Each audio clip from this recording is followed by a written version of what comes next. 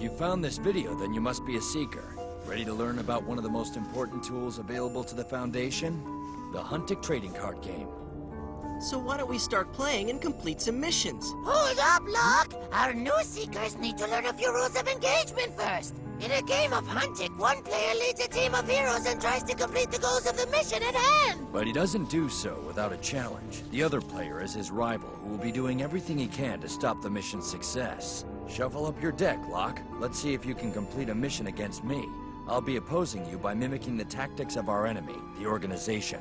The game is played on the mission map, which is divided into 5 zones. The zone closest to you is Zone 1, and the one deepest into enemy territory is Zone 5. So your Zone 5 is Dante's Zone 1. Also on the map is the mission timer. The mission timer is divided into 7 rounds. When the timer counts down to 7, I'm out of time to finish the mission. As long as I finish the mission in time, it means I win. If Locke hasn't completed the mission by the time those 7 rounds are up, I was able to stop him, and I win. Locke, I have chosen your mission at random from the mission cards in your collection. And your goal is to retrieve the Ring of Arc!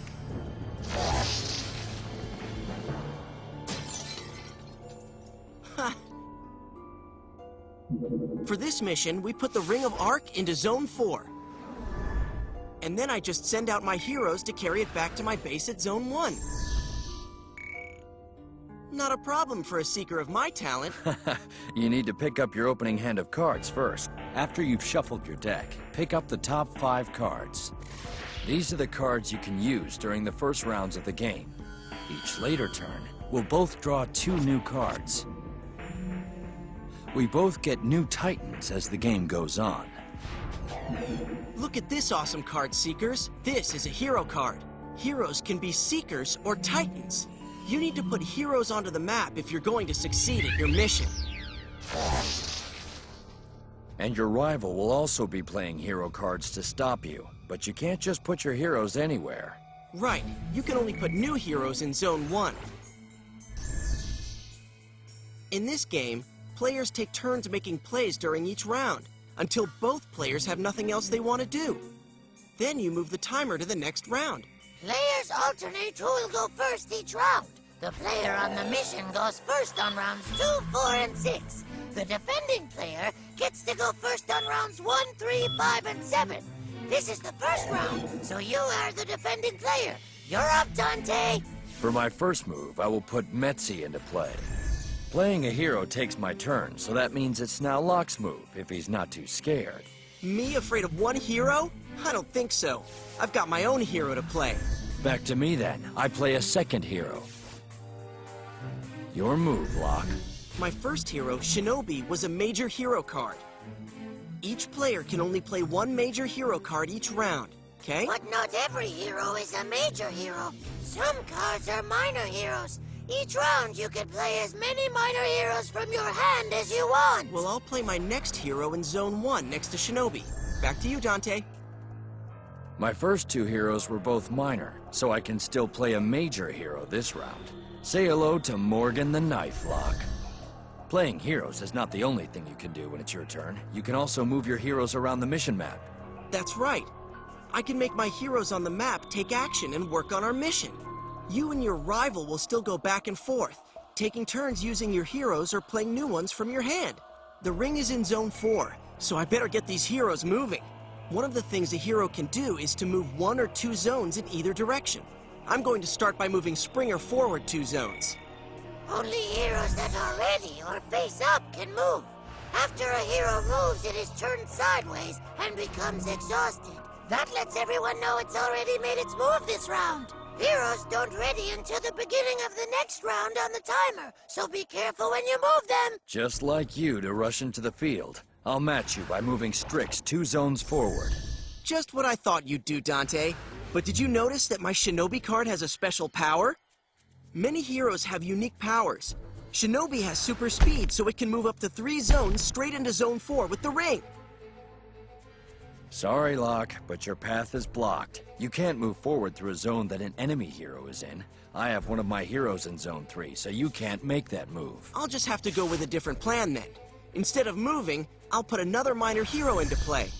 I hope this doesn't mess with your plans. Remember Metzi Lock? I move it into Zone 3 and start a fight. A fight? Yes, Locke. Whenever you move a hero into a zone that also has an enemy hero in it, you can choose to start a fight. That means Dante could have started a fight with his last move, too. That's right. But why start a losing battle when I can wait and have my forces work together to defeat you? See, when a fight starts, all heroes in that zone take part in it. So it's a 2-on-1 fight? That's not very fair. When your heroes work together, you're more likely to win the battle. Any skilled seeker should know this. So let's see who wins this fight. Every hero has an attack number that shows how strong they are, and a defense number that shows how many attacks they can take before they're knocked out, or KO'd, and forced to leave the adventure. The first thing we do in a fight is add up how many attacks each side has. My two heroes have a total of 4 attacks. Since I only have 1 hero in this zone, my attack total is just 2. Next, we each get to aim our attacks at the heroes we're fighting. Since you only have 1 hero in this zone, all 4 of my attacks are aimed at Springer.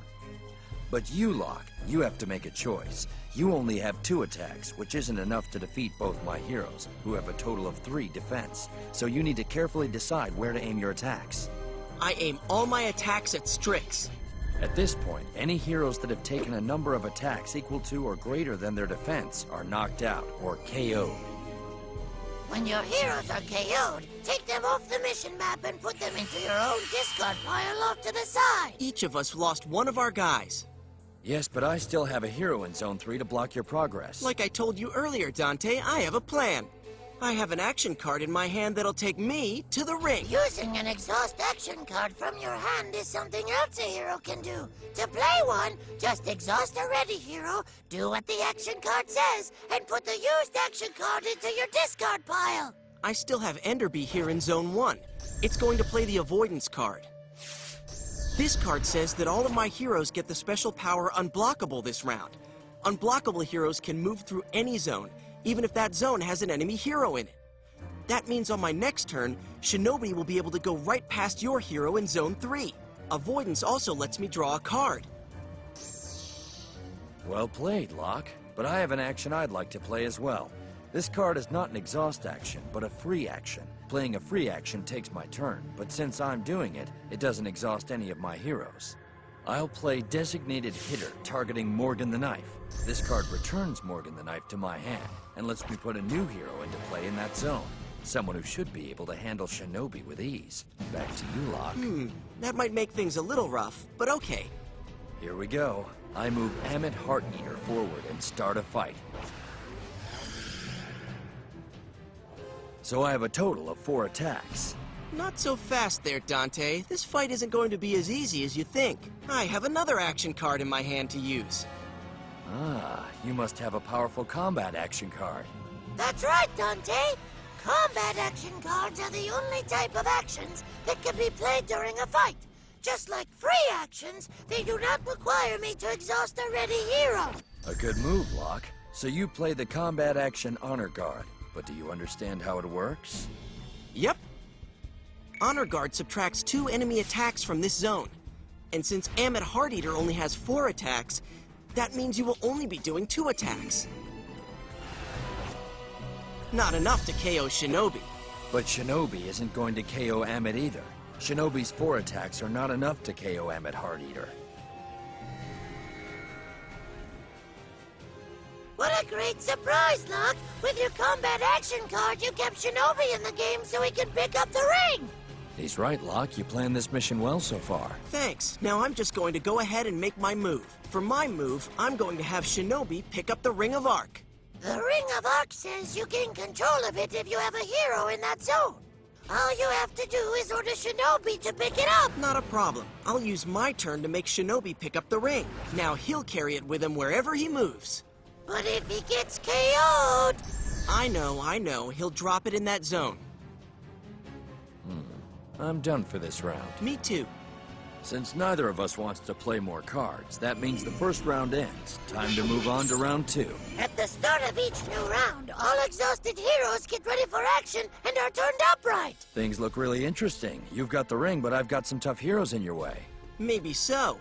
However, still, you won't stop me from getting the ring back to my Zone 1 before the time's up. Maybe or maybe not. A lot can change and there are still 6 rounds to go. Well then, fellow Seekers, that pretty much wraps up basic training. But before you go, remember, as Dante just said, a lot of things can happen, but the patterns stay the same.